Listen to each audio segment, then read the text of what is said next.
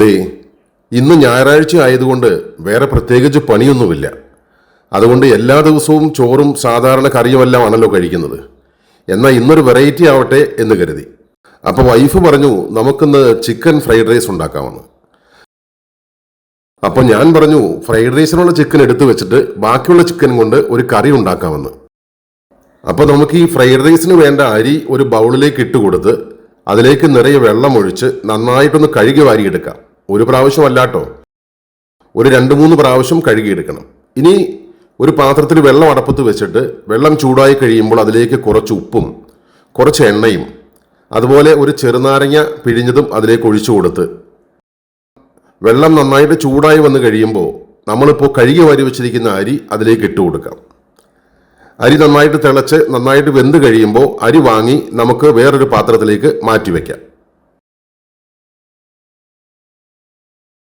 ഇനി നമ്മൾ കൊണ്ടുവന്നിരിക്കുന്ന ചിക്കൻ്റെ ബ്രസ്റ്റ് പീസ് ഇതുപോലെ ഒന്ന് മുറിച്ച് സ്ക്വയർ ആയിട്ടുള്ള കഷ്ണങ്ങളാക്കി നുറുക്കി നമുക്ക് അതും ഒന്ന് മാറ്റിവെക്കാം. ഇനി ഒരു പാത്രത്തിൽ എണ്ണ ഒഴിച്ച് അതിലേക്ക് എണ്ണ ചൂടായി കഴിയുമ്പോൾ ഒരു 3 മുട്ട പൊട്ടിച്ച് അതിലേക്ക് ഇട്ട് കൊടുക്കാം. 3ാമത്തെ മുട്ട ഇത്തിരി മുറ്റ കണ്ടോ.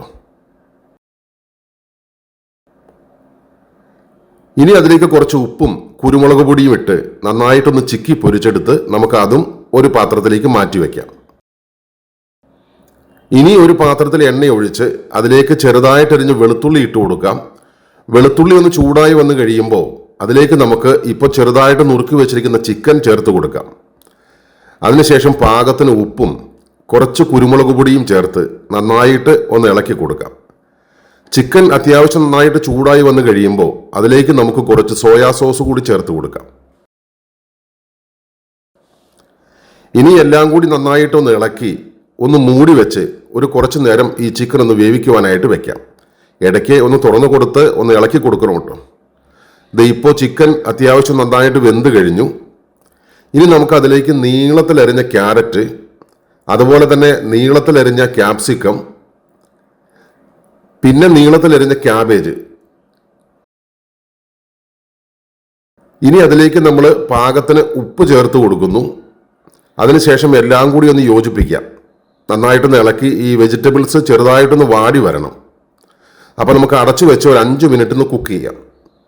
ഇപ്പോൾ പച്ചക്കറിയെല്ലാം നന്നായിട്ട് വാടി വന്നു കഴിഞ്ഞു. ഇനി നമുക്ക് അതിലേക്ക് ആ റൈസ് ഇട്ട് കൊടുക്കാം. റൈസ് ഇട്ട് കൊടുക്കുമ്പോൾ നമ്മൾ ആദ്യം ചിക്കി പൊരിച്ചു വെച്ചിരിക്കുന്ന മുട്ടയും അതിന് മുകളിലേക്ക് ഇട്ട് കൊടുക്കാം. വേണമെങ്കിൽ കുറച്ച് കുരുമുളക് പൊടി കൂടി അതിന് മുകളിലേക്ക് ഇടാം. ഇനി നന്നായിട്ടൊന്ന് ഇളക്കി യോജിപ്പിച്ചെടുത്താൽ നമ്മുടെ ചിക്കൻ ഫ്രൈഡ് റൈസ് റെഡി ആയിട്ടുണ്ട്. ഇതെല്ലാവർക്കും പെട്ടെന്ന് വീട്ടിൽ ഉണ്ടാക്കാൻ സാധിക്കുന്നതേ ഉള്ളൂ. ഇനി ഒരു പാൻ എടുത്ത് പാൻ ചൂടായി കഴിയുമ്പോൾ അതിലേക്ക് കുറച്ച് മല്ലിപ്പൊടി അതുപോലെ തന്നെ കുറച്ച് കാശ്മീരി മുളക് പൊടി കുറച്ച് മഞ്ഞൾപ്പൊടി കുറച്ച് ഗരം മസാല അതുപോലെ തന്നെ കുറച്ച് കുരുമുളക് പൊടി ഇത്രയും ചേർത്ത് ഈ പൊടിയെല്ലാം നമുക്ക് നന്നായിട്ടൊന്ന് ചൂടാക്കി എടുക്കണം. ഇപ്പോൾ പൊടിയെല്ലാം അത്യാവശ്യം നന്നായിട്ട് ചൂടായി വന്നു കഴിഞ്ഞു. നമുക്കിതെടുത്ത് മാറ്റി വയ്ക്കാം.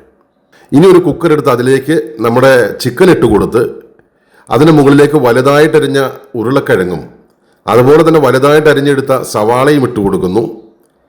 ഇനി അതിലേക്ക് ചെറുതായിട്ട് നുറുക്കിയ തക്കാളി ചേർത്ത് കൊടുക്കുന്നു. ഒരു 2-3 പച്ചമുളക് നീളത്തിൽ കീറിയത് ഇട്ട് കൊടുത്ത് നമ്മൾ ആദ്യം ചൂടാക്കി വെച്ചിരിക്കുന്ന പൊടി അതിലേക്ക് ഇട്ട് കൊടുക്കുന്നു.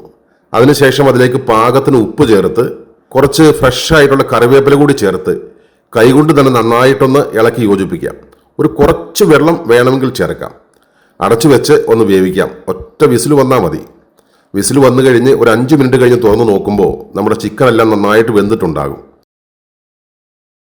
ഇനി അതിലേക്ക് വേണമെങ്കിൽ കുറച്ച് തേങ്ങാപ്പാൽ കൂടി ചേർത്ത് നന്നായിട്ടൊന്ന് ഇളക്കിയെടുത്ത് അതിന് മുകളിലേക്ക് കുറച്ച് കുരുമുളക് പൊടിയും അതുപോലെ തന്നെ കുറച്ച് പച്ച വെളിച്ചെണ്ണയും കുറച്ച് ഫ്രഷ് ആയിട്ടുള്ള കറിവേപ്പിലയും ചേർത്ത് നന്നായിട്ടൊന്ന് ഇളക്കിയെടുത്താൽ നമ്മുടെ കറിയും റെഡി ആയിട്ടുണ്ട്. അപ്പോൾ ഇന്ന് ഞായറാഴ്ച നല്ല ചിക്കൻ ഫ്രൈഡ് റൈസും നല്ല തട്ടിക്കൂട്ട് ചിക്കൻ കറിയും സംഭവം അടിപൊളിയാട്ടോ.